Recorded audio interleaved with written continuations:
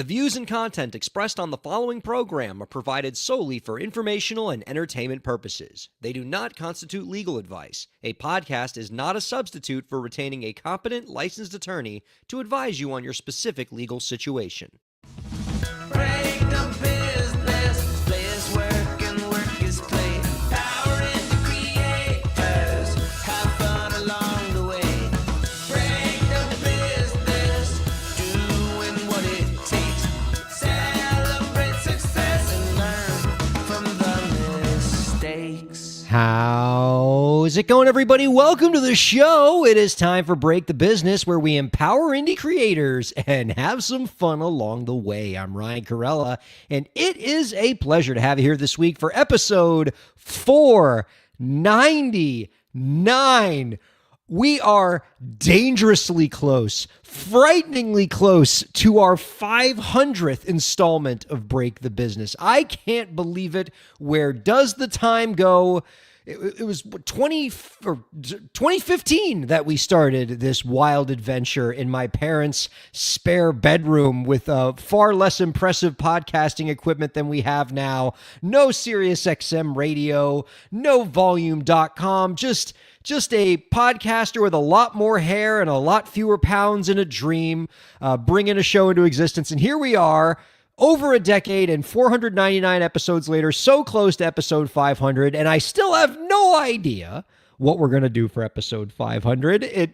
I thought I had more time, and then suddenly it's 499 and I've run out of time. But we got to come up with something cool because it is a special milestone, a milestone that would not have happened but for your support of this program, but for you being here every step of the way through the Break the Business book and the audio book and the telethon that we did and all the cool things we've done over the last decade to get us to episode 500. And if anything, our 500 episodes should be a celebration of all of the people that have been involved with this show that have gotten us here. And certainly producer Lauren's one of those people. And another one of those people who's really been on the ride one way or another since the very beginning is our co-host this week. Always a pleasure to be joined by Zach Sloan. Hello, Zach. Welcome to episode 499, my friend.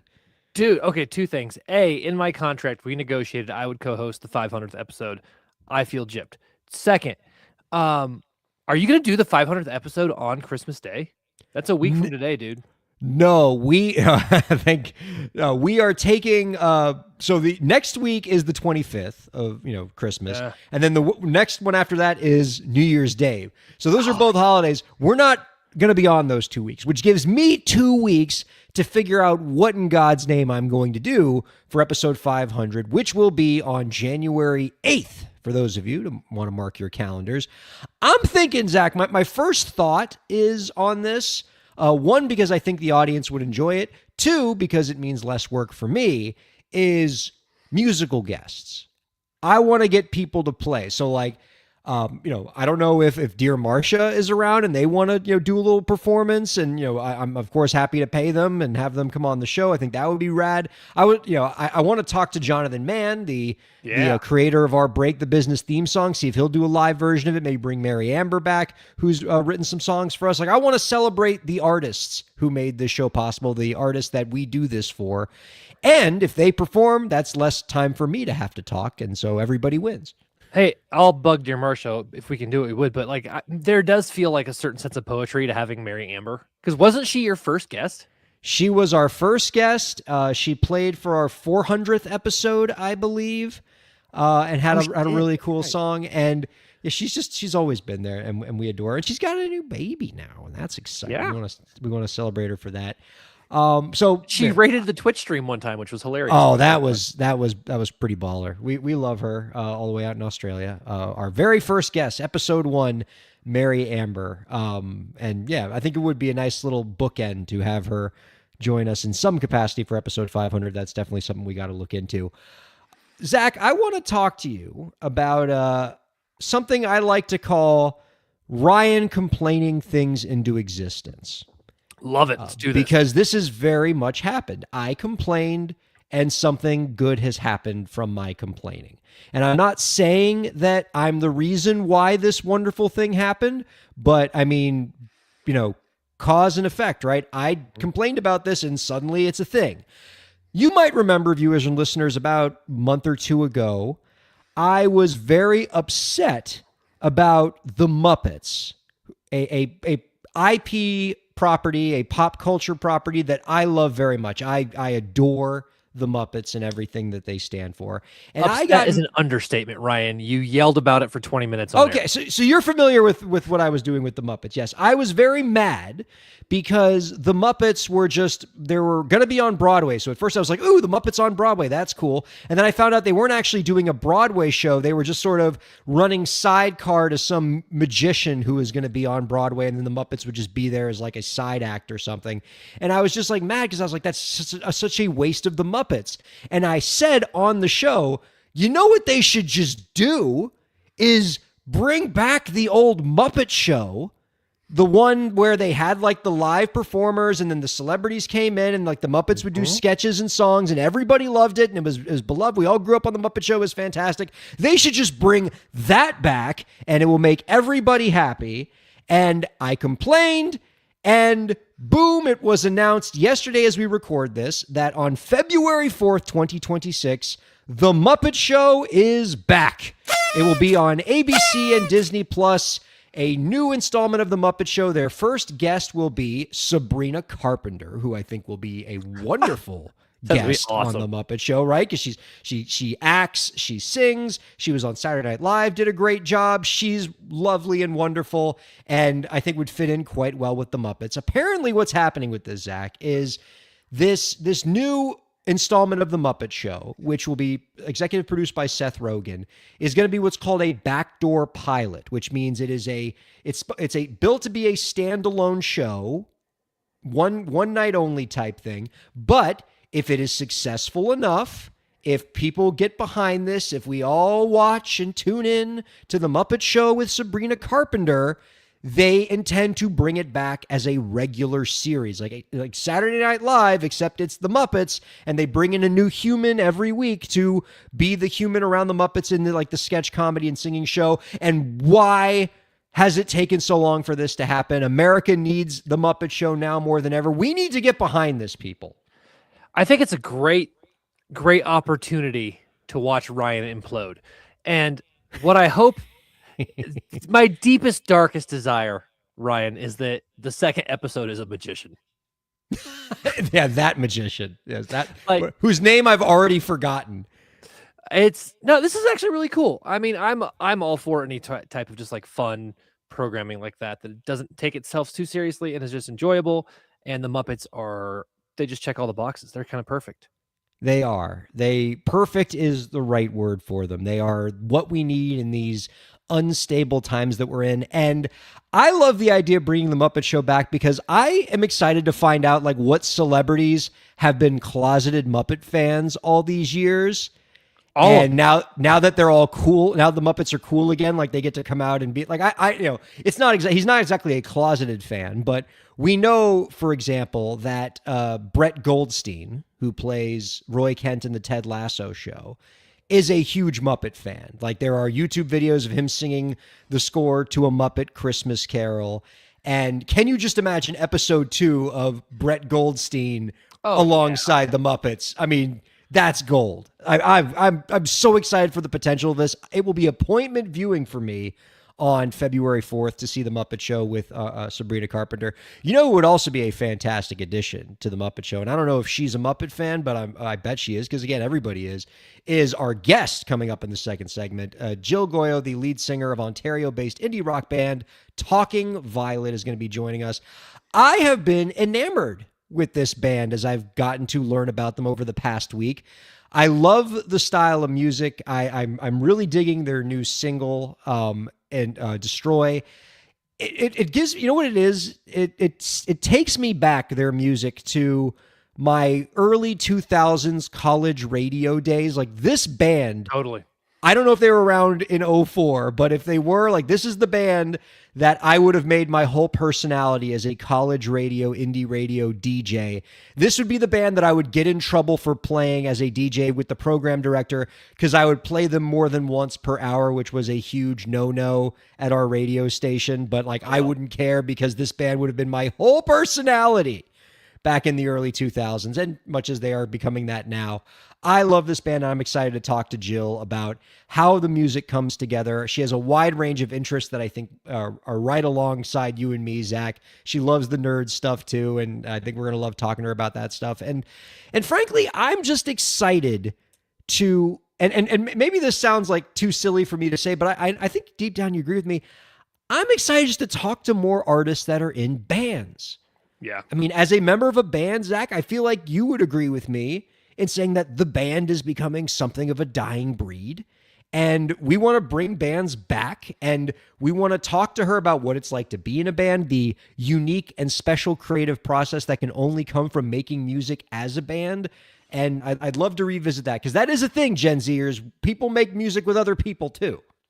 Yeah, it's interesting. Like a lot of the younger artists who I know and work with, like there are a few bands that Dear Marcia interacts with, but like the younger groups are like almost exclusively duos. And then the newest thing that we run into a lot is like booking shows, and they're like, "Oh, that'll be the first time we've ever met in person." And I'm like, "You guys made 2 albums. Like you haven't like hopped on a plane and just said hi at some point." Like, okay, So, you guys have 3 Grammy nominations. yeah, you've never met. Like, okay. Yeah. The favorite thing I ever did is I got to interact with artists who had written a bunch of music together, and then I was with them, and one of them was like, "You're a lot taller than I thought you'd be," and I was like, "You've been making records. What are we doing?" That is becoming so much more common now than it was even just a few years ago. You're so right about that. It is, and I love talking to bands, especially bands that do perform live, because that's such an important part of like music to me personally. And this band seems to pull together. And I'm always curious about when bands who make more of an ambient sort of shoegazy type thing, what their songwriting process is like, because I always find that very interesting, because that's very different than like a rock guitar player like I am. So all right, I'm Zach, excited to talk to Jill. She's dope. I got to talk to you about this. And like, this is just between you and me. All right. Like the 36 million Sirius XM radio subscribers, like y'all need to leave the room for a second. And like, Jill leads the room. I'm just talking to you man to man. All right. Like I've worked in music for a long time. I was a college radio DJ. I played in bands. Like I got music in my blood, music in my history. And I'm ashamed to admit, I don't know what the hell shoegaze means. All right. I just want to put that out there. Like I'm being vulnerable right now because, you're my friend and I know you're a music guy and, I want you to think I'm cool, but like, I don't know what the hell shoegaze means. What is shoegaze? I see it everywhere now. And like, all I know is that like when a band says they're a shoegaze band, I listen to their music and go, oh, I really like that, but I couldn't define it. So here is the trick. I'm not going to tell you, because what I have found the most entertaining thing to do is to ask artists who are in that genre or genre adjacent. Like I would say, and I think we should ask Jill, but like Talking Violet, I would say is like shoegaze adjacent. I wouldn't say they're like pure shoegaze, but like ask them what it means, because you will get drastically different answers from people inside the business or inside the genre, which I think is really, really interesting. What I will say is for you, Ryan, because I know you're a big fan of reverb, lots of that and lots of chorus. But yeah, it's a super cool genre. It's very different. If you're like come from like a blues rock background like I do, the first time you hear it, you're like, what is this? And then when you start layering cool melodies on top of it, it's pretty dope. I mean, it is dope. And I really enjoy this band. And for the life of me, I couldn't tell you what shoegaze music is, but I like shoegaze is Talking Violet, apparently, and I love it. And that's going to have to be good enough for me. But maybe this is just going to be like, who's the Supreme Court justice who said that obscenity is, I can't define it, but I know it when I see it? It's like Potter Stewart or something. Like that's going to be shoegaze. Like I can't tell you what it is, but I know it when I hear it, when I listen to an awesome record like Destroyed by Talking Violet. All right. I want to open our proceedings up this week before we bring in Jill by doing a listener question. In the new year, I'm resolving to be better about answering listener questions because I ignore them too much and that makes me a jerk. And so I'm going to open the show with a listener question this week because I thought it was an interesting one and it fits with the time of year. A letter writer asks, are Christmas carols in the public domain? So presumably this person wants to sing Christmas carols at a public place. Maybe they want to record a Christmas carol and put it in like a YouTube video or something like that. So they want to know, are Christmas carols fair game? Are they public domain? Are they so old that they are no longer under copyright? And First of all, 'tis the season for that particular copyright question, being that it is the holidays, and 'tis the season for asking a public domain question because we are so close to this copyright lawyer's favorite holiday of the year, January 1st, or Public Domain Day. Public Domain Day being that on the first of every year, a new group of songs or new group of copyrighted works that are more than 95 years old all go into the public domain at once. So on January 1st, everything that was made in 1930 is now in the public domain. Everything that was copywritten, published in 1930 becomes part of the public domain, meaning that everybody can use it. It's not copyright infringement to use the stuff. So anything that would be 1930 or older, public domain, fair game in the United States to use for copyright. And so to the letter writer's question about whether Christmas carols are public domain, the answer is, like so many great legal questions, it depends. Many Christmas carols are older than that 1929-1930 cutoff, and so would be fair game to make covers of or to perform in public, right? You can think of like some of the really, really old classic Christmas carols like Good King Wenceslas or Jingle Bells or something like that, right? The really, really old ones, all public domain. They're from like the 19th century or earlier, but there are plenty of songs today that we would probably consider Christmas carols and that we sing them around the Christmas time that are, despite being pretty old, older than you or me, are still under copyright. Like Santa Claus is Coming to Town, 1934 song, so it won't be in the public domain till 2029. Let It Snow, Let It Snow, Let It Snow is still under copyright, 1945. Rockin' Around the Christmas Tree came out in the 1950s. So all of those songs are still under copyright. You cannot use those as cover songs or anything until they get a little bit older. Now, that's if you want to make covers of them, by the way. If you want to use the original recordings, that's a little bit trickier because a lot of those recordings, if they are earlier than 1930, might still be under copyright protection under the special rights that we've given to old sound recordings under the Music Modernization Act. But basically, if it's a sound recording of a song and it's before 1925, you're probably still okay. But the short answer to this question, Zach, is it depends, right? If you're looking for stuff like in the 19th century in terms of Christmas carols, you're fine. Jingle Bells, you're fine. Good King Wenceslas, you're fine. But the later stuff, White Christmas, don't touch that one. Not only is it still under copyright, but the people who wrote that song, extremely litigious. Now, while we're talking about this, Zach, I figured we could use this listener question as a way to just talk about Public Domain Day more generally. I love to talk about Public Domain Day every year. And starting on January 1st, my friend, a brand new crop of creative works that were published in 1930 are about to enter the public domain, including 1930 Best Picture winner All Quiet in the Western Front, the Dashiell Hammett novel Maltese Falcon, the Disney character Pluto. His first cartoon was in 1930, but interesting fact, he was not known as Pluto until 1931, because his first cartoon, he wasn't known as Pluto. It wasn't until 1931 when the cartoons, I believe it was called I can't remember. I think it was called Rover or something. He had a cartoon in 1931 where he was referred to as Pluto for the first time, but the original Mickey's dog first debuted in 1930. So that depiction of Mickey's dog is in the public domain. Comic book strip character Blondie was first published in 1930s. And a couple songs that we all know and love are going to be entering the public domain in 1930, including Georgia on My Mind, which was popularized by Ray Charles, Dream of Little Dream of Me, and I Got Rhythm all are entering the public domain in January 1st, 2026. So pretty cool ones there. I mean, I love that you didn't miss the biggest one. Betty Boop? Betty Boop. Really? Yes. Oh, that's I wasn't exciting. going to let you miss that. Sorry. Boop, boop, Boop, boop. boopy doop. Yeah. Yeah, I was about to say the sheer amount of Betty Boop stuff we're about to have to endure for the next 18 months is going to be pretty high. Yeah. Well, let's just all mentally prepare ourselves for that. So in honor of Public Domain Day, Oh, and did you have any thoughts on Public Domain Day before I move to this next piece of Public Domain Day, Zach Sloan? I think these are cool. I like this. I think this is a little bit better than last year's crop. As I recall, I actually did this episode with you last year where we talked about Public Domain Day. Yeah. Some of them, like, okay, Pluto's cool, Betty Boop's cool. Some of these, I'm like, who is Flip the Frog? I don't even know who some of these are. And maybe this will allow for like a resurgence of cool stuff that I just don't know about. That's what I'm hoping for. I don't know if I need to see a Betty Boop slasher film in the style of Winnie the Pooh. Oh, it's happening.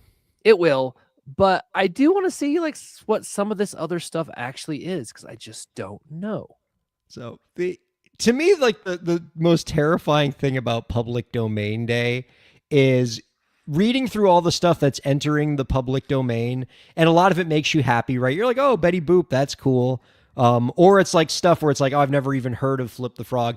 But then like you get further down the list, and then like you just see like the most racist songs you've ever heard, like song titles. Like, oh, cool, Beat the Irishman is going into the public domain this year. Boy, we were racist in 1930. And so you have to like read through some of those titles. You're like, oh God, what was wrong with us? Yeah. So here's what I want to do with Zach and producer Lauren. I'd like for you to join us for this as well. I was thinking, what, you got a problem with Just a Gigolo? Like it's Of course. No, that's Lauren, get out of my head. I was about to ask him about that one. totally in the public domain next year. So I want to play a game with producer Lauren and Zach Sloan to test our public domain knowledge. I have 8 songs. Oh God. Some of them are in the public domain because they are older than 1930. And some of them are still under copyright.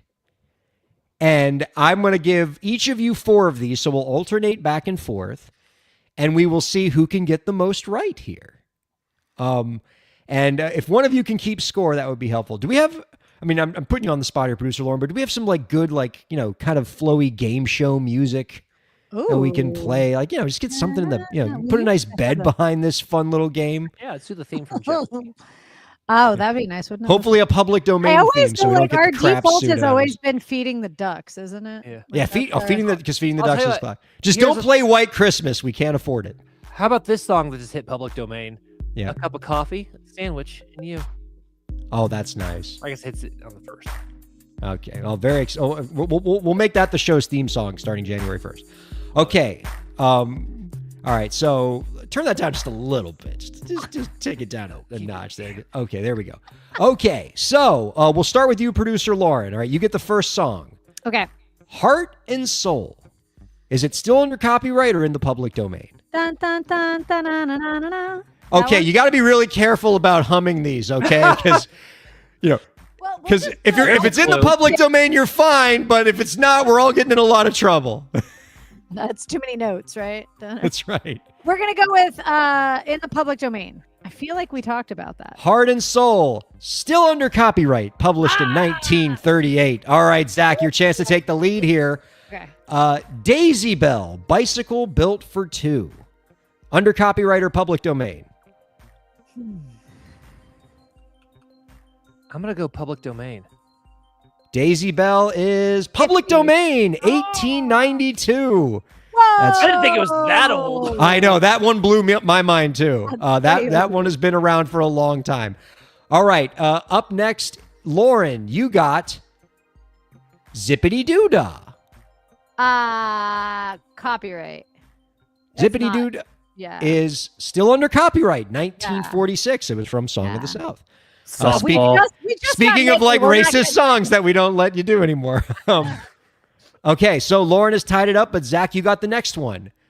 Let's Call the Whole Thing Off, the tomato potato song. Oh, I think that's still under copyright.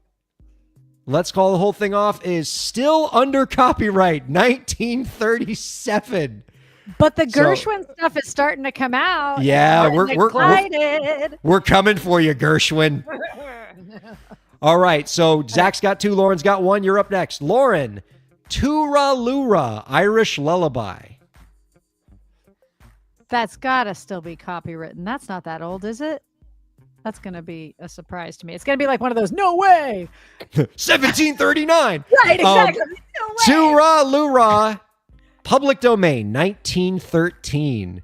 Wow. Yeah. That has So- to have been re-recorded though. Like the versions that I know isn't that one, right? Sure. Yeah. All right. So, Zach, this is your chance to take a commanding lead here. You're already up 2-1, and this is your third one. And right now, you're still, I don't want to jinx it, but you got a perfect game going here, man.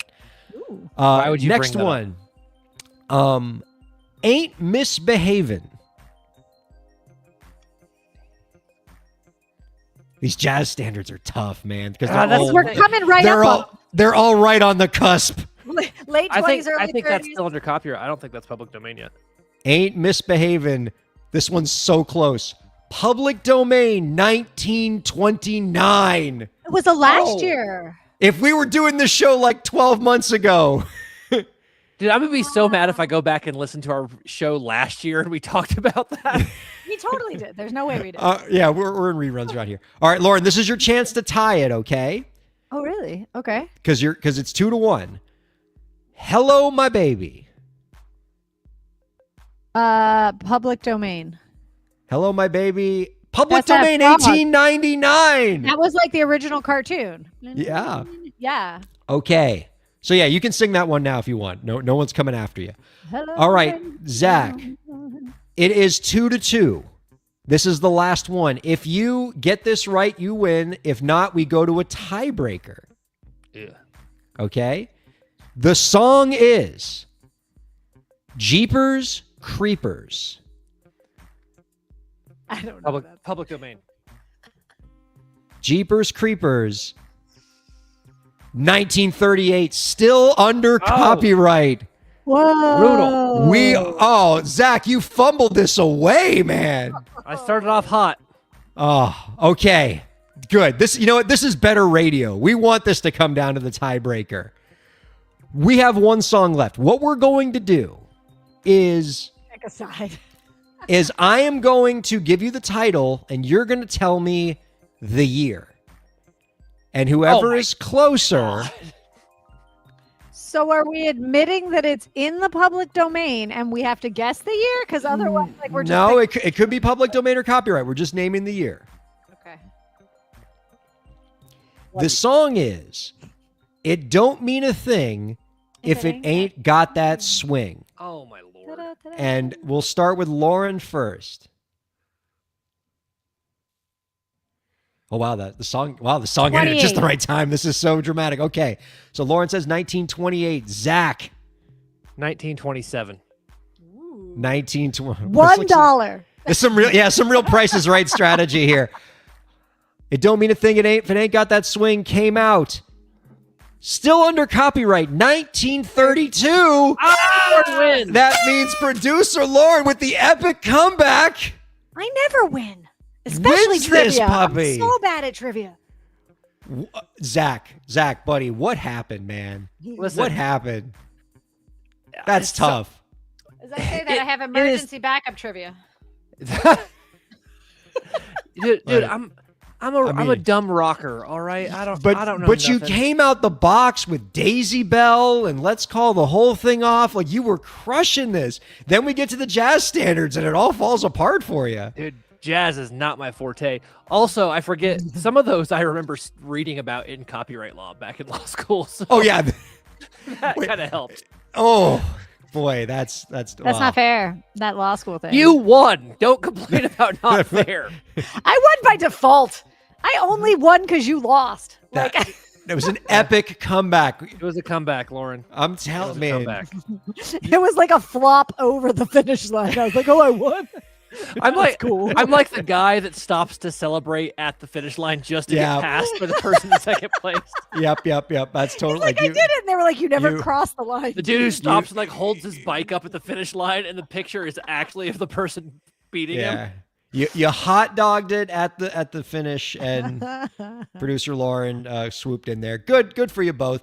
And really, what all this is just a testament to is like the oldest freaking songs that you can think of still under copyright because our copyright laws are incredibly insane. All right. Boy, that Weird when public the domain musical thing theater world's getting there though, like because Mhm.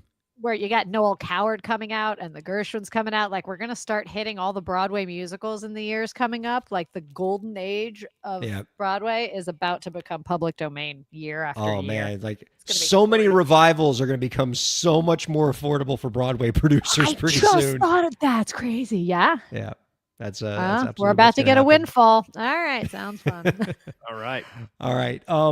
Well, boy, we just blew through our whole first segment. I had I'm another salty. story, but I don't we'll- like this. I quit Oh. the podcast. I know that was tough, man. That was like, it is. I mean, you blew the 3-1 lead there. That's blew tough. it, dude. I blew it. That's tough. All right. While you lick your wounds, Zach, we will take a break and come back with our guest, Jill Goyo of Talking Violet. Don't go anywhere. We'll be right back here on Break the Business. Break the Business is presented in cooperation with Ryan Kairalla, PA. Ryan Kairalla, PA is a law firm providing transactional entertainment legal services, including contracts, business formation, commercial law, copyright, trademark, and more. Ryan Kairalla, PA, Miami, Florida. rkpalaw.com.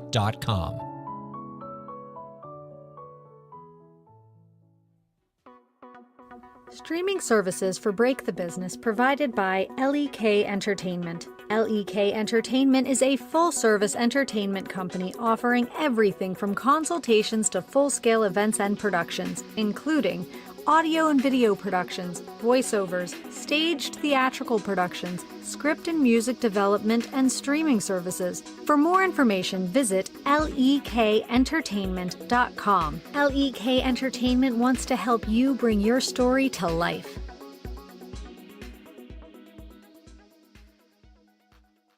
Thanks for supporting Break the Business. If you have a question or topic that you want us to discuss, email us at breakthebusiness@gmail.com. You can follow the host, that's me, on Twitter at Ryan Kair, and you can follow the show at the BTB Podcast. Be sure to subscribe to the show on Twitch, YouTube, and Facebook, and on all major podcast platforms. And now, let's get back to the show. Welcome back to Break the Business, everybody. Ryan Kairalla with the recently vanquished Zach Sloan joining us. Zach, I got something that's going to make you feel better. All right. I know that was a tough loss there. You had victory in the palm of your hands and you dropped it on the 1 yard line. Producer Lauren bested you, but I think I got something that's going to make you giggle a bit before we bring in our guest. Are you familiar with the Little Lytton contest? What in the world are you? You made that up. I mean, I might as well have. I just found out about this today, but it's been making me laugh ever since. There is a contest in the world of fiction called the Little Lytton Contest, which awards the worst opening sentence of a novel for the year.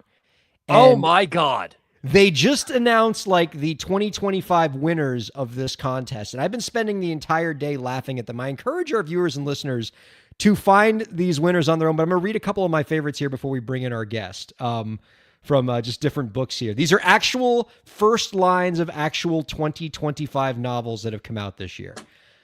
The dragons were more powerful than a nuclear bomb, and the king dragon loved me with more heat than another nuclear bomb. Hey, I worked hard on that. Haven't you hurt me enough today, Ryan? I thought this was gonna get better. Wait, got a few others here. It's maybe the biggest paleontological discovery of the year, he said, petting an alive dinosaur. Alive. It's really the addition of alive there. Oh no, of course. Like, oh my Not a live dinosaur or just a dinosaur, but it's an alive dinosaur. That's fantastic. Yeah. Okay, there was one other here that I had to. Oh, her expression was flat like the earth, but I was ready to make her my whole world. There's a flat earther joke in there somewhere, and I just haven't got to it yet. And like there's about 1,000 others that are equally as funny. And look, we have a long-standing rule on this show that we don't make fun of creators or creative product because we firmly believe that the mere act of creation is such an act of courage on its own that we do not harshly criticize those that are willing to put their work out into the world. So I will say this, okay? I actually love all of these first titles, particularly The dragon one. the dragon's my the dragon one's good too, but like this is the biggest paleontological discovery of all time. He said while petting an alive dinosaur. If that's the first line of your book, you've basically guaranteed I'm reading your whole book. I will read that book. That is Like true. that is a spectacular first line. And I don't have Break the Business, my book, in front of me, but I'm pretty sure I have a terrible first line in there as well. So I'm one to talk. Let's go ahead, my dear friend Zach, and bring out our guest this week, the lead vocalist for Ontario-based indie rock band Talking Violet. Talking Violet's music has topped the charts on SiriusXM's The Verve station, and their latest single, Destroy, is available now. You can find out more about our guest work by visiting talkingviolet.com. We are happy to welcome Jill Goyot onto Break the Business. Hi, Jill. Hello, how's it going? It is going very, very well. I could see you in the virtual green room during the previous segment. I felt like you were playing our copywriter public domain game along with everybody else. I was, and I didn't do good at all. It's a hard game. See, Zach, don't feel bad. Don't feel bad, Zach. Dude, I know The that game's she's hard. just trying to make me Yeah. feel better. Yeah, Okay. Jill sparing your feelings. She got 8 for 8. exactly. Let's say that. Jill, we want to celebrate you. One, because we really love your music. We've been eating it up the past week. We adore it. And, we think your band name is cool. And I just need to admit, and this was hard for me to admit in the previous segment because I'm not going to sound like a cool music person. You are a shoegaze band. That is one of the genres that describes you. And I don't know what the hell shoegaze means. So without being too mean to me, can you give me a good definition of this genre of music? Be brutal. First of all, that is actually funny. That you've never heard of it because I feel like You're not off to a good start. I feel like a lot of people might know of it, but maybe they kind of make fun of it even. But it's interesting that you just haven't heard of it. Period. Well, no, I've heard the name a bunch. Okay. But I couldn't tell you what it means. Yeah, fair enough. And I think it's because it is a huge umbrella term today. I find when you think about the original and classic shoegaze bands, I would describe it as very much a wall of sound is the focus, and the vocals and the melodies are a little bit below that when it comes to the focus of the songs. The music does feel like it envelops you, right, Zach? That's Yeah. it's like ambient. It surrounds you. It's like a musical hug. And that's why I think that a lot of artists nowadays pull from shoegaze, but it could be either just neavy reverb on your vocals, or it could be tons of guitar effects. It really just depends. But there's I don't know, it's anything that's really luscious, like you're saying, and immersive in my opinion. Speaking of luscious and immersive music, I'm hearing some music in the background. I don't know if that's just in my speakers. Is anybody else getting that too? Oh, it went away. Maybe I'm just hearing things. No, I heard it too. You're not crazy, just so you know. Oh, that's good. Thank you, I'm Producer here. Lauren. Always good to get verification that I'm not losing my mind. Where does the name? Where'd you get the band name Talking Violet? That is a very cool band name. Oh, thank you. Honestly, Jay and I just came up with it so many years ago, 10 years ago now, while getting breakfast one day. And we were just waiting for a table, and we were in the car, and we were kind of just spitballing names because we basically started writing music because a friend was making a documentary. So we wrote a song for the documentary, and then we were like, oh shoot, we have to put it under a name. And that's just the name that we came up with, but it's just funny because all these years later, it's still our band name. I mean, historically, that's where some of the best band names come from, where the awesome music, predates the band name, and then you just need to come up with a band name because you have a deadline. It's okay, just whatever it is. And then it winds up being some super legendary band name that stays with you forever and ever. And I love those kind of origin stories. And I love, and I was talking to Zach about this in the prior segment, I love that, like, that whenever we still see bands in existence, right? I feel like in a lot of ways, like, the band model is becoming less prominent. You're getting a lot more, as we're all kind of just living in our houses and not actually getting together and being outside anymore. We're not making music together the way that we used to. And so it's just nice and refreshing to see just like an actual band of musicians again. Tell us what the workflow is like. Like, how do you all make music together as a band? Like, are you still like getting in a rehearsal room and writing together, or is it something different? Like, are you using more technology now than maybe bands used to? Yeah, I mean, it's definitely evolved over time. Some of the songs have come from more of like a jam like setting. Um, but my preference is kind of like writing and recording at the same time. Not like the final songs, but writing and recording demos kind of like simultaneously. Like Jay and I have a studio and like we just love production. So production is like naturally a really big part of the writing process. Um, so generally speaking, like Jay kind of like tackles the instrumentals a lot of the time, and maybe he has like an idea, and then me and Jeremy jump in and add things. But sometimes it's the opposite. Sometimes there's been times where Jeremy had a drum part, and that just like inspired a melody from me. Yeah, it's a little bit of a toss, but a lot of the times it starts with the instruments, I would say. I love this, and I love that you have a recording studio that you guys run. Like, that's, I mean, that's like that's a throwback. I love it. Um, Among other things, one of the missions of our show, Jill, is to be a celebration of independent creators and of the independent model. We want to cultivate, encourage, and further the cause of independent artist entrepreneurs. And your band is a great story of that. And I know throughout your band's history, you've sort of had different feelings about the role that a label might play in your career, and how earlier in your career you had a very singular focus on getting signed, and then you sort of changed your perspective. Could you speak to some of that for us? Yeah, for sure. I think that even, in the years that I've been in the industry, for example, like the idea of a label has really changed. Like when we first started playing, the first few years, my like biggest goal ever was to get onto some sort of record label, even if it was an indie record label. But I think now, at least like from the stuff that I experienced, like all of the services that a traditional record label would provide sometimes can either be done yourself. You can kind of just hire out and build a team where your band is still like the core of it, but you like, hire people to help you with marketing and those sort of things.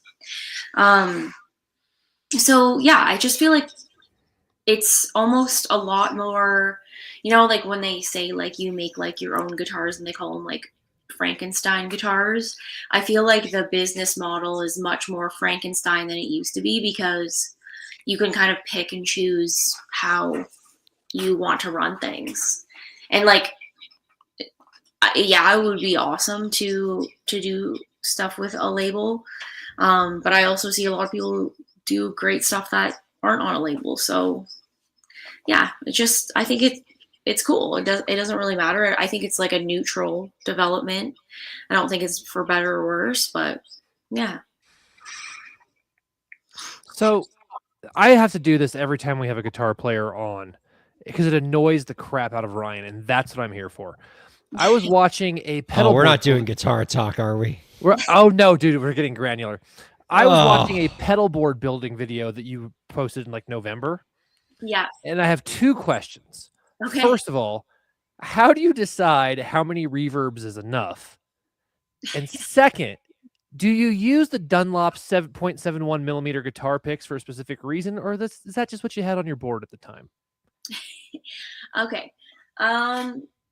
First question, always have to have two reverbs, ideally, in my opinion, because for the sounds that we play, I like to have one that's on all the time. That's just part of my bass line tone. And then I like to have like a really like ambient, whimsical one that I can turn on sometimes.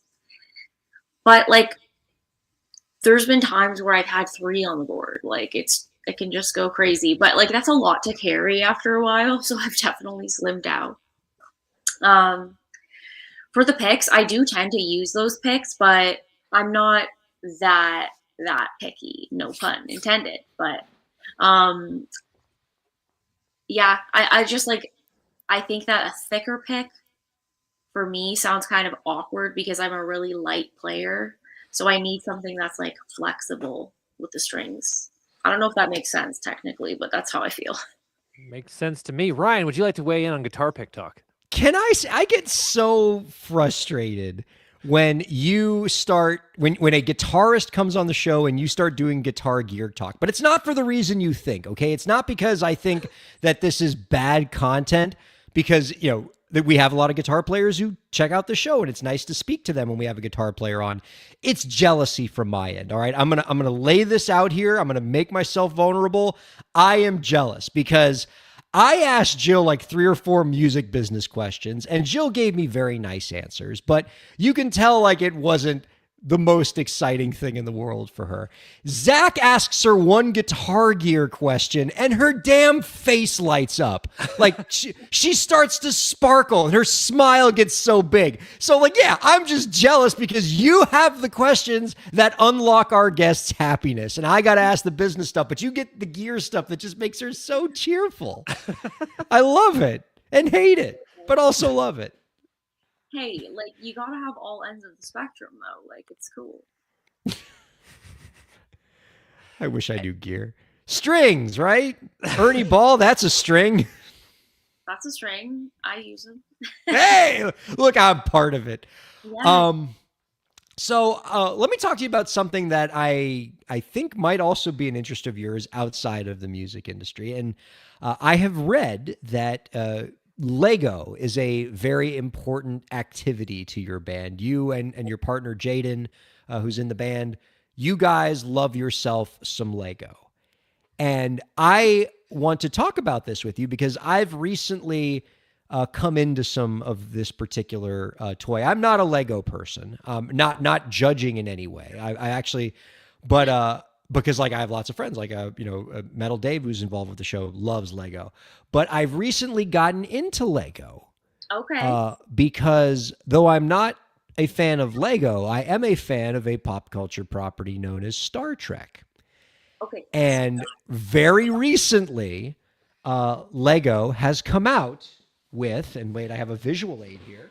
Okay. Very, very heavy. Oh my gosh. A Lego of the Starship Enterprise D from Star Trek: The Next Generation.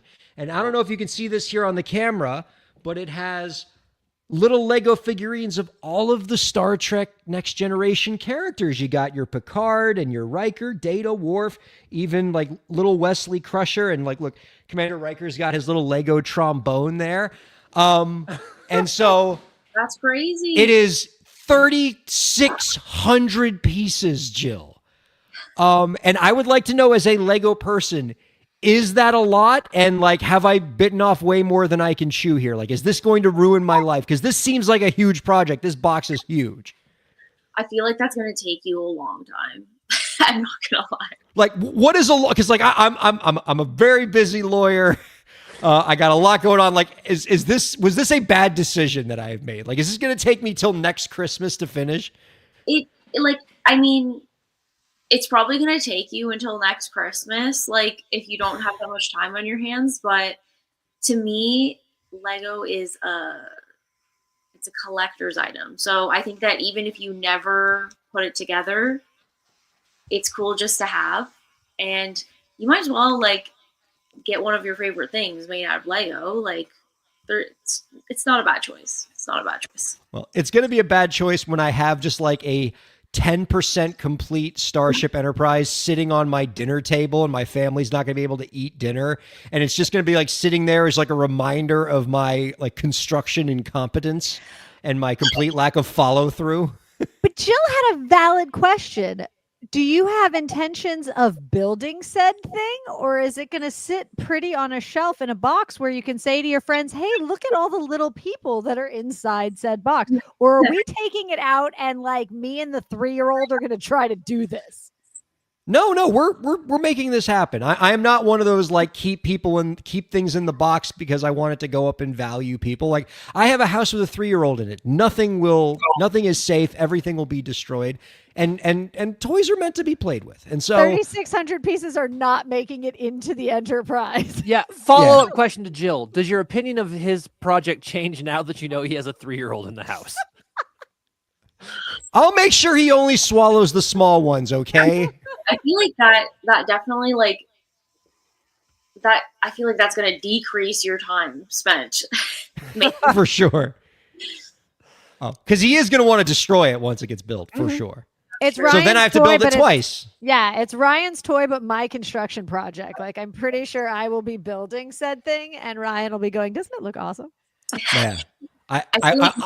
I'll just be playing with the little Star Trek figurines, and they'll be going on space adventures. As I should. As we do. Let's talk about your song "Destroy," Jill. Since you've been such a good sport with talking about our, my Lego silliness and everything. I love this song. I've been listening to it with great regularity. You're gonna see like a little bump in your Spotify royalties for this month just from me and Zach playing this song to ourselves over and over. So that'll be nice for you. Awesome, thank you. Yeah, you're happy to help, of course. I wanted to ask, the song's about changing relationships and the pain that can be caused from realizing that you've sort of made a relationship the formation of your identity. And then when that relationship is over, you have to kind of figure out what you are without it. And, I assume that this was something of an autobiographical song. Tell us a little bit about how it came together. Yeah, for sure. So on our record, Everything at Once, there are a lot of really similar themes to that. And I was going through a lot of changes in my life. I think that I'm a very like social person, and that's what like energizes me. And I just love I value the relationships that I have a lot. But I didn't realize like how much it would affect me when those relationships like could potentially change. And I just realized like how much of my identity I was like rooted in X, Y, or Z, So I wanted to kind of conclude all of those themes that were spoken about on that album. So when we wrote Destroy, I kind of wanted it to make, a finale of it. And I feel like it was like that balance where I finally like let two things be true at the same time, which was like, this sucks and this is painful. But also this has to happen and change is inevitable, and that's just life. Writing a song like that that's so personal, is it easier to write a song like that because you have your own experience to draw from? Or is it harder to write a song like that because you have to deal with such raw emotions and expose all of it? I think that I think I still prefer it because it comes a little bit easier because it's just genuine and it's more satisfying. Like, I feel like if you're making art and you're writing songs that don't mean anything to you, it's just not going to be as fulfilling. I don't know. That's just me, but I don't know. Yeah, I like it. So I'm always curious about in your genre, am I pronouncing it correctly? You describe it as dreamo? Yeah. I'm really curious about the writing process because the ambience of it is so key to like what you guys do. When does that come into the song?